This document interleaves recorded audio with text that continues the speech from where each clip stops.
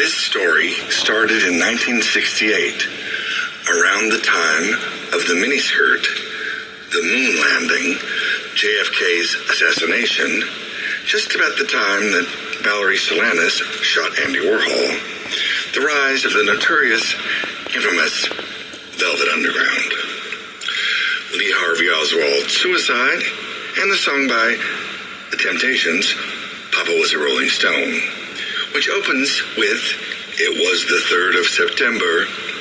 That was the day I was born." Since that day, things have never been the same to me. There's all this light, the images of cartoons, the invention of Sesame Street that beckons children to New York City like pilgrims to Mecca. The seemingly innocent theme song lyrics. Can you tell me how to get to Sesame Street? Flip the channel on your cable TV, and then there is Dragnet, telling the adults in all of the rest of the states of America, all of them outside the Big Apple, to stay away. So these two televised subliminal messages can really do a number on a child's developing brain. On the one hand, you have New York as the Emerald City of dreams, the center of American culture. But on the other hand, it's an underground sewer of crime, danger, and death. My journey started out several thousand miles to the south and west, near the sand dunes of Monahans, Texas. The open, flat, lunar landscape, interrupted only subtly by mesquite bushes and the rhythmic bobbing of pump jacks, lining the highways and pumping black gold right out of the ground and into the pipelines and factories of America. The story, not unlike anyone else's, is filled with great joy and great disappointment and despair. I like to draw. I still do. I drew a lot of clowns on paper bags as a young child. I would start out with a bright Crayola red nose, like the Japanese flag, like Superman's cape, red like Paul Revere's midnight ride, screaming, "The redcoats are coming!" Red like a big Raggedy Andy's triangle nose. Red like Raggedy Ann and Andy's triangle noses.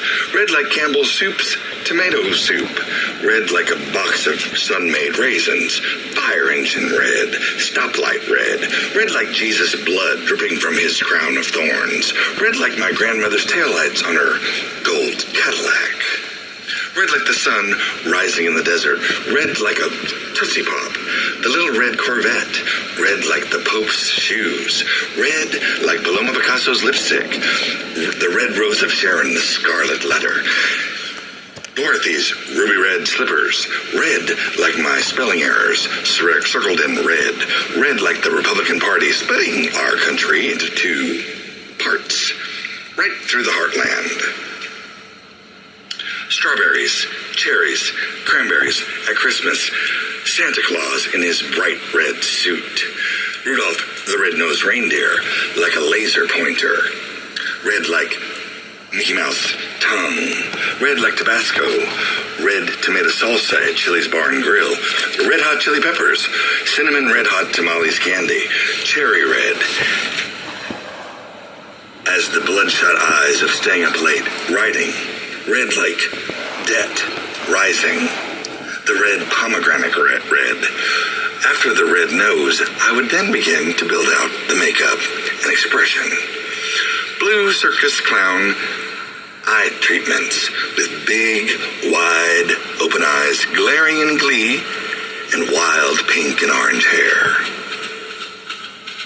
It was a kind of Zen ritual mixed with a little witchcraft for me, sketching out the me I hoped to be. It was an early form of self-actualization.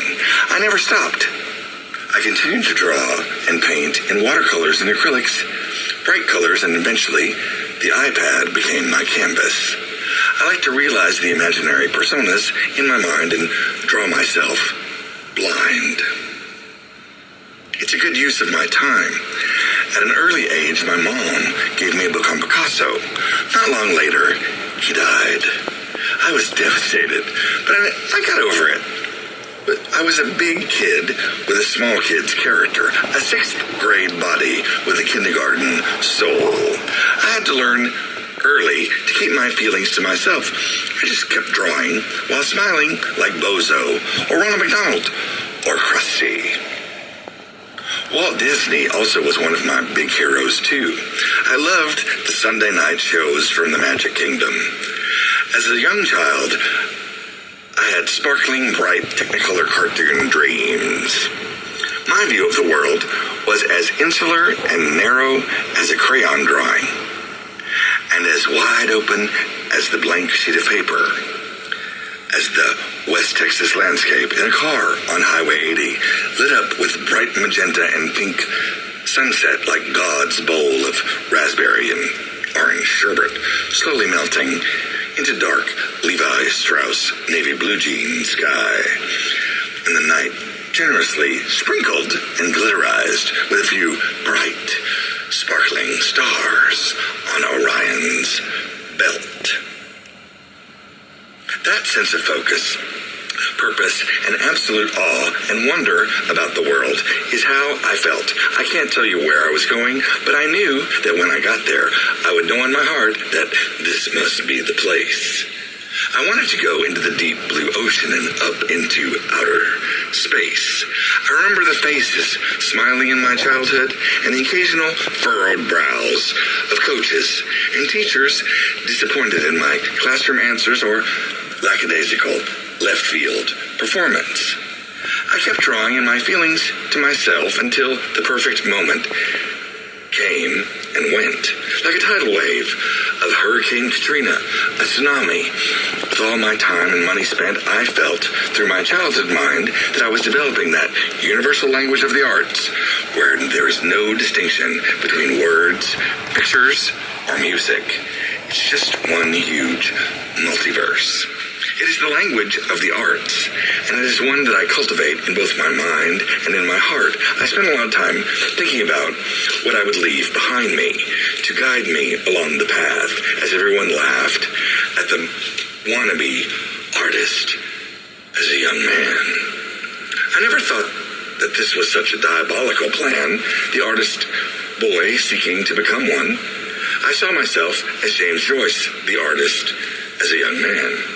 I found a fond link between pictorial design, architecture, music, sculpture, all summed up in kanji, the Japanese alphabet. To be a monk appealed to me with a inked bamboo brush, devising brand new characters, icons that represent ideas and ideals, still really appeals to me. Skills and I developed, and when I take up the brush or a mouse, it always seems to be such a genuine thrill. I still look at faces and expressions, but I limit these sessions too. I try to smile and nod a lot. The cosmic clown in my heart is always with me. I see shopping as a creative exercise or exorcism. Snuffleupagus always eludes Big Bird. Oscar is always the Grouch. Cookie Monster eats everything. Bert and Ernie sleep in separate beds, monogrammed, linked together in one syllable. Their initials say it all. B. So how do you explain a life? You don't. You just live it and keep moving forward. It all works out in the end, and if it doesn't work out, it isn't the end.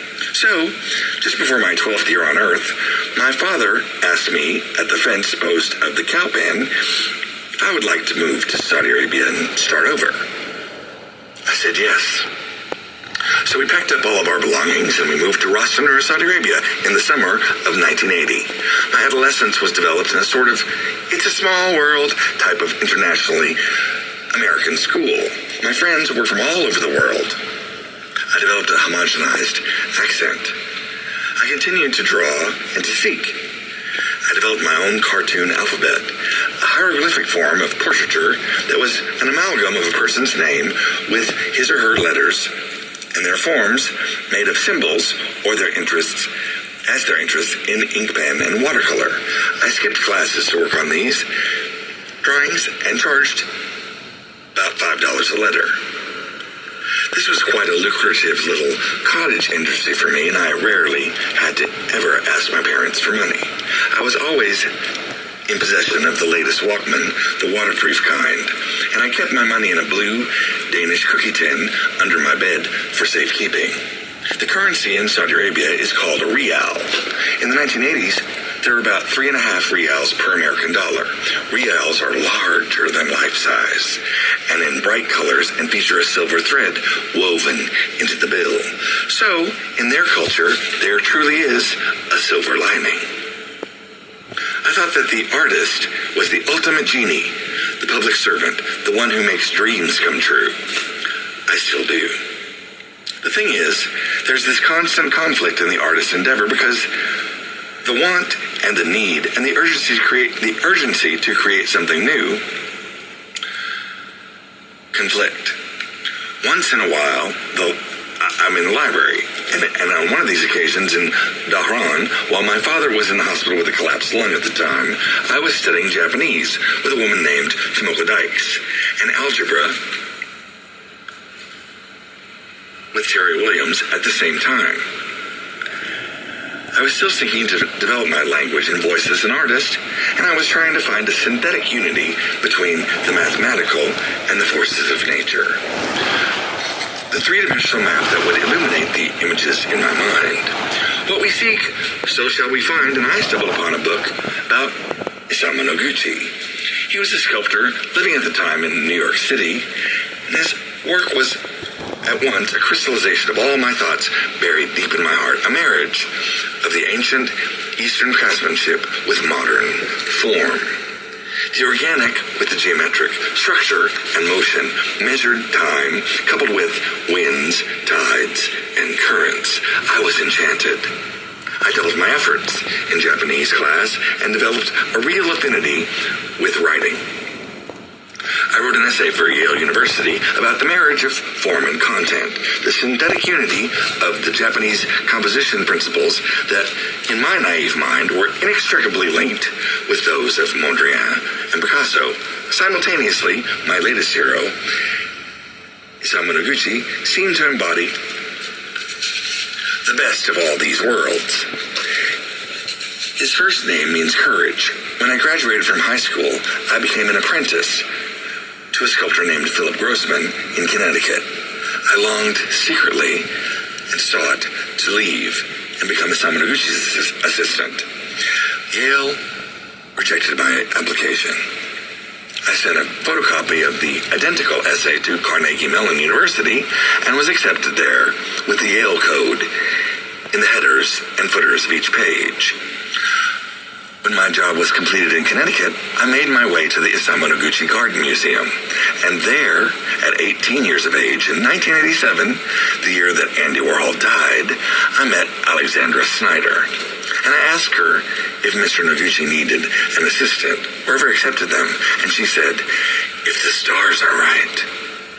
This statement lit a little fire in my mind and heart and ignited an urgency like lighting a fuse, like a quadrillion fireflies, like candles in St. Paul's Cathedral, all simultaneously burning, like Hiroshima and Nagasaki, like the sunrise over the ocean, reflecting that fire on the waves of the sea, fire of rage, heat, like the summer in Saudi Arabian desert burning your feet in the sand. Fire like Godzilla's breath, fire like airplanes crashing into the World Trade Center towers, fire like the space shuttle exploding, the fire that burned in the West Texas landscape, from Alpine to Fort Davis and Presidio, the fire at the end of your slowly burning cherry red, Marlboro red cigarette.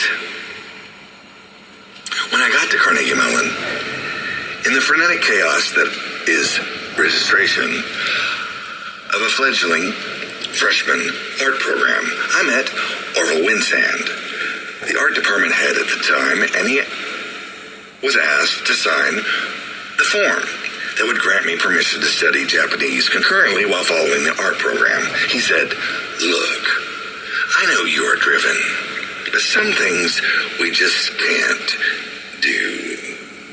He made a distasteful grimace when he spoke, and this conflict was the spark that would change my life forever, and nothing would ever be the same again. I got angry. I was angry about the money my family was pouring into an education that not at all was what I had signed up for. I had chosen Carnegie Mellon University specifically, not the narrow confines of Carnegie Tech, after all. If I had merely wanted to pursue a one-sided education in the visual arts alone, I would have gone to Cooper Union in New York City with all my friends. So I snapped. I literally snapped. And snapped again.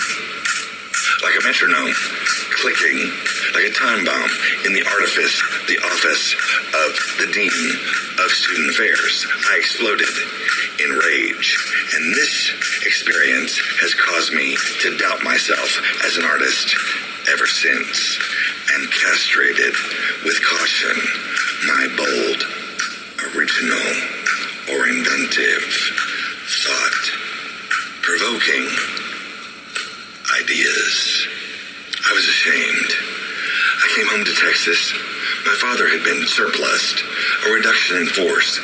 His job in Saudi Arabia. A few days later, my grandmother then read me a story from the Odessa American newspaper on the front page, and she told me that Isamu Noguchi had died. I sent him a white lily in a gold box. I slowly rebuilt my confidence and character, and after 9 years of study, I finally completed the requirements needed to complete my Bachelor's of Fine Arts degree from Carnegie Mellon. I taught visual art at a Catholic summer arts program called St. Mary's of Lawrenceville's arts program, and got fired after a misunderstanding. I eventually surrendered, and eventually just came home, trying to make it in the Northeast altogether was a failure, and I came home to West Texas and reinvented my career as an all-level art instructor.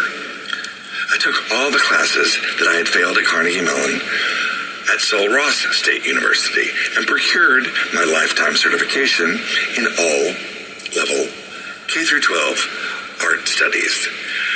I was hired in the summer of 1998 in a little town near the New Mexico border called Denver City. Toward the end of my first and last year, the students would gather around one of the few stoplights in town and throw rocks at my silver 1998 Mustang. The weekend of Columbine incident, a rock shattered my driver's side window. I thought I had been shot. And from then on, I just showed videotapes of Star Wars and often called in sick on Fridays and let them not renew my contract. I took my summer money and came to Dallas and lived with my sister in Addison. I got a job as a security guard at Sewell Pontiac and worked the night shift from 7 to 7. Then I started seeking employment as an entry-level graphic designer and got an interview in Irving, Texas, where Lee Harvey Oswald was born. The interview was with Michelle Condra, a two-toned platinum and dark-haired girl at Verizon Information Services, also known as the Yellow Pages. As an entry-level graphic designer for the Verizon Super Pages print product, I was making Yellow Page ads in full color. I had to make at least 8 ads per day. It was a great job. After 5 years, I was promoted to graphics training, methods and procedures department as a documentation specialist. I moved into the corporate office and made friends with graphic designers all over the country. It was a great distance from Pittsburgh, Pennsylvania. By 2008, the audience began to go to Google and smartphones became more and more ubiquitous, and the company outsourced my job to India.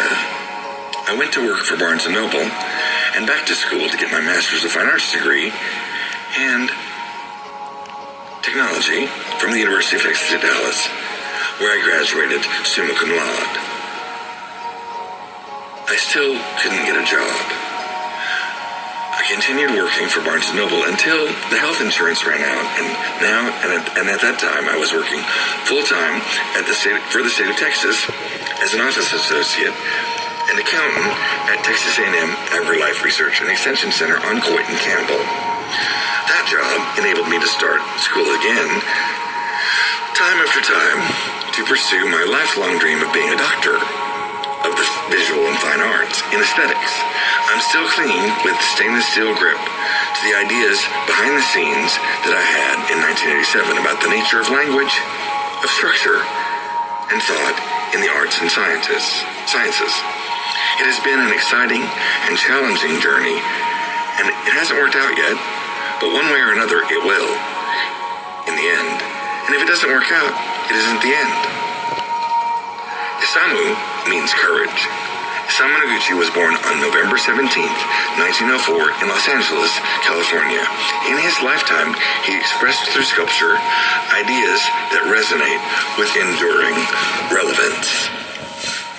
This paper explores the origin and progressive evolution and function of the grid, the graph, the net, the intricate matrix that governs all civilization from the east to the west and into a new global mindset. This mindset is a tool to navigate, document, and create useful works of art that balance form, content, and structure, spontaneity, all at once for the generations that will follow. All phenomena exist within a three-dimensional system of coordinates that contain reality. Think of it as a graph that forms a scaffolding, an ordered system of boxes, a rectilinear framework like a bookshelf, or simply a three-dimensional array. It forms a kind of skyscraper, an infinite network of interlocking Rubik's cubes that contain and enable us to imagine everything down to the pixel, the molecule, and up into the Milky Way galaxy and beyond. A sense of structure clarifies thought and allows the imagination to communicate. I am a structuralist. As a structuralist, I intend to balance a firm sense of control with an improvised spontaneity in order to capture energy. This is an important metaphor for my work and my life as an artist.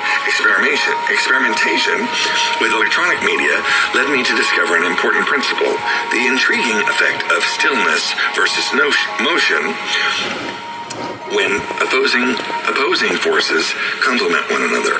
This idea of complementary components applies to all languages of art. It is this fascination for the static combined with the kinetic components and elements that integrates art and amplifies all of its contrasts, variations, and subtleties, geometric as well as organic qualities. I've arrived at the conclusion that structure in art and in life is crucial. It is the orientation device for creativity. It allows one to articulate one's deepest convictions and to translate dreams into reality. It is a map or geography of the mind that allows one to contemplate many facets of meaning at the same time. It is old-fashioned to think in terms of my family or my nation. We must work together with mutual respect toward the common goal of peace. Humanity needs more genuine cooperation. Each individual possesses his or her or their unique and separate version of reality or point of view based on experience and memory. Each of these separate realities are valid based on the individual and should be respected and acknowledged during communication. There are times, on occasion, when two individuals share an experience, but an individual's separate reality encounters the same phenomena, such as a song, a painting, a film, and so on. It is a landmark, a connection point in the memory that offers an opportunity to connect to another individual, and yet each individual's experience is still unique and therefore of value. For example, oh, so you like Picasso too? When individuals share an experience, they feel connected in some way. Recently, there seems to be evolving a new network of collective consciousness where individuals share so much that an individual's memories and products become part of the contemporary culture and are then archived in some vast memory databases, the libraries and museums of the digital future online. Compartmentalization is everywhere. Everything comes in a box, like shoes, eggs, even people live in boxes. And when they die, they are buried in boxes. When looking at the calendar or the periodic table, we see squares everywhere. In the bathroom tiles, and miles, endless streets and highways, runways, train tracks, crisscrossing at right angles all over the globe. At the dawn of time of human history, many years ago, we find that writing, or was it drawing? And what is the difference between writing and drawing, after all? When did these two activities become separate practices? When did we stop inventing letters or sounds and characters to represent them? In English, for example, who decided that 26 letters were enough? This language was probably invented with a stick, scratching into the earth, images that were painted on the walls of a cave or carved into stones, then onto leather skins, or later plant fibers pressed into paper. Fibers were woven into a fabric, a network, a papyrus matrix, a graph, or flowing curtain, tapestry, quilt, a screen, a backdrop, a cloth, a curtain, a grid of thread, a flag waving in the wind and planted on the moon. Consider all the books and the written words. It doesn't matter what language it is. It's essentially just arbitrary combinations of fixed symbols and patterns arranged in one direction or another within a rectilinear space, graphically on pages and bound either on the right or the left with a title on the spine in a rectilinear configuration. This grid is an image, a symbol, an underlining structural imaginary force that underwrites art, music, dance, poetry, sculpture, architecture, science, and all languages of human thought. There's no escaping the matrix. It is from this foundation of graphic order that we can then begin to see the similarities and patterns in thoughts in both the flat two dimensions, vertical and horizontal, and space with depth, and the fourth dimension of time. These concepts are the building blocks of the creative imagination. This matrix mindset, this structure of the map, the geography, the periodic table, and the calendar, the microchip, the chessboard, and the blueprint, the three-dimensional array where unique shapes are only able to be imagined within the confines of structure, on the screen, in the space, within the picture frame. The system of coordinates that scaffolding, the musical staff, the longitude and latitude lines that, in fact, circumscribe the Earth, that ancient grid that governs and holds the key to united imaginations. As artists, the goal should be to help our planet and its inhabitants work together with united imaginations for the good and prosperity of the future. Now is the time for all good men, women, and children, and all those in between, to come to the aid of our planet. Isamu Noguchi was born in Los Angeles, California on November 17th, 1904, to an American mother and a Japanese father. Imagine an individual human being with the genes of the freedom of America, with all of its possibilities, and the ancient graphical structure of ancient Japan, encapsulated in his very DNA. Therefore, his name means courage. His first sculpture was a ceramic wave with bright blue glaze. It was not long into his early childhood that his mother had him help design their new house, which was being built in Japan in Chigasaki. It is the dichotomy between these two creative forces, the freedom and motion of the blue wave with the graphical, structural, architectural planning and straight lines of carpentry that inform some of the most thought-provoking works of his career. It is his tenacious grasp of this original creativity that inspires us the most. He never really strayed from the idea of waves and grids throughout his career. The natural and the man-made are at the heart of all of his work. Early in his creative development, he invented the assemblage of flat slab stones with slots cut precisely that carefully balance organic biomorphic forms with essentially a cubic format and structure. In his assembled stone sculptures toward the end of his career, the vertical stones feature slick industrial carved surfaces coupled with the raw, uncarved blocks of natural stone. The idea of order and all the variations within it could be combined and applied to music, poetry, sculpture, painting, architecture, and dance. Virtually all things known exist within another structure. This idea of the random versus seemingly geometric forms still illustrates the irony and brevity of this life. It is a vision where even the most mundane happening seems to resonate in accord with the universal song. There's also the idea of language itself. The language of form is one that Noguchi articulates visually in the most direct yet economical and very generous means of expression. This juxtaposition, contrast of these simple principles leads one on an associative level to understand language as an arbitrarily constructed system of order. This is the structure of united imaginations. There should be an international forum discussing the origins of art and the direction of progress. I would build a structure for the conference. It will be made of shiny stainless steel tubes arranged in a grid to form a scaffolding, a simple cubic scaffolding that would function not only as sculpture, but as architecture, a musical instrument, a slide, film, and video screen, a theatrical set, and backdrop.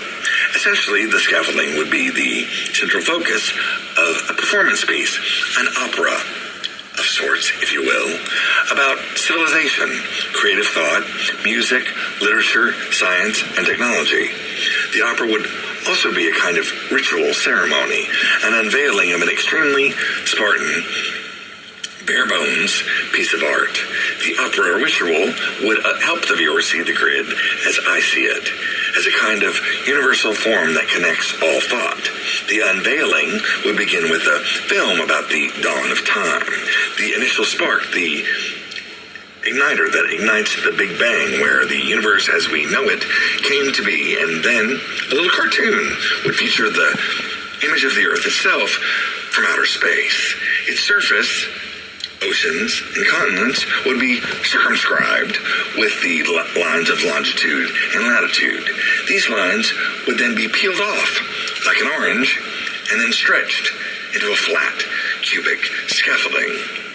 Then cuneiform hieroglyphics, Chinese characters, numbers, calendars, graphs, maps, and then a myriad of images and transformations would appear frame by frame to illustrate the concept of the grid and its function as a universal thought-connecting form, until the audience is so bombarded with images that the screen eventually blurs and explodes. Now, not actually, but the film would end with the image of an explosion.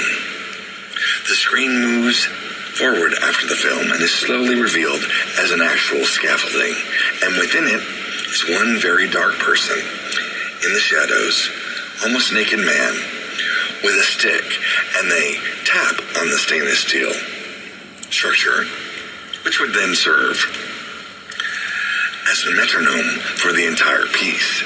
Later, artists would join at different levels, intervals, and areas which would light up while orators, philosophers, scientists, and poets would speak, and their speech would be an integral part of the action.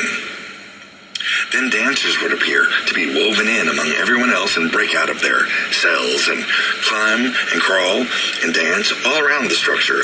At one point, two singers would sing in two different languages, and couples would join in pairs of languages until everyone was singing in his, her, or their own language. The song would sound like a harmonic cacophony of chaotic consonants and vowels that would turn into a make-believe language and then dissolve into just merely ahs and mms Everyone on stage would hold hands, encircle the structure as if it were an idyllic shrine representing united imaginations. Finally, lights, lasers, and fog would merge in a kind of electronic, red-pulsing digital rhapsody. The thing of stainless steel would then rise up and be revealed in an opaque white scrim and move back once again to become part of the theater, the backdrop, the stage, simply vanishing into an ordinary wall. And before the audience realizes it, before the song is done, without any applause or pause, an immediate change of scenery, with an instant transition, the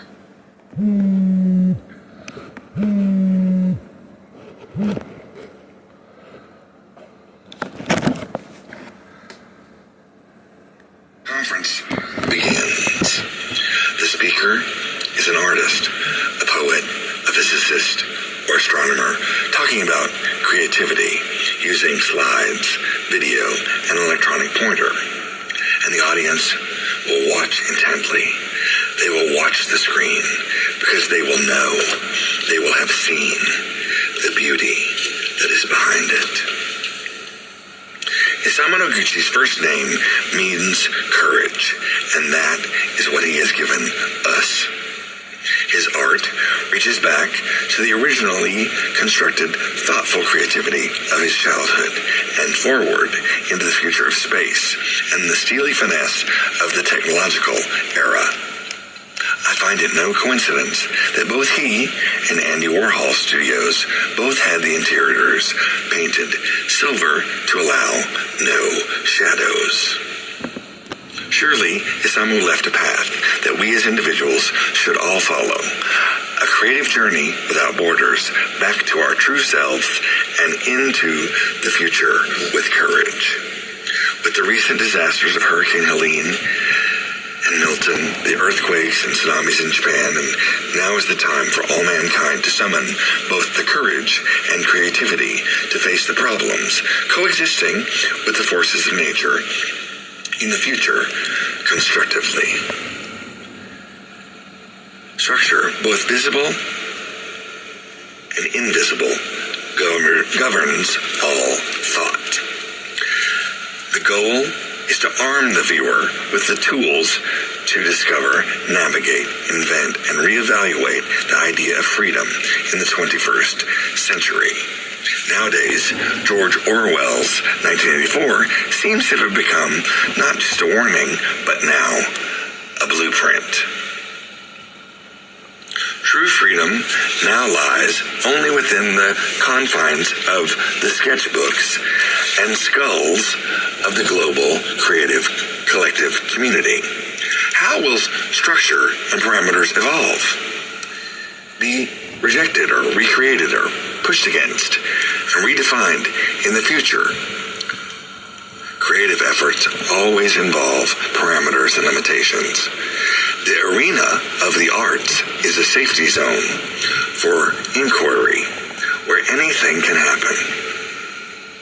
Infinite possibilities lie within parameters.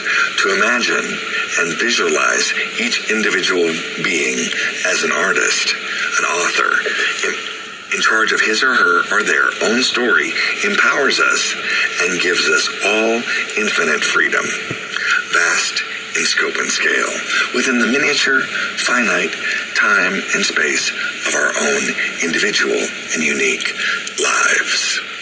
We are born into boxes called cradles, live in boxes called buildings, drive around in boxes called cars, and fly around in boxes called planes, and blast off in boxes called space shuttles. And then we are buried in a box called a coffin. The ultimate aim, and each individual's epic opera of life, is to think not just outside the box, but also of all the infinite possibilities within it.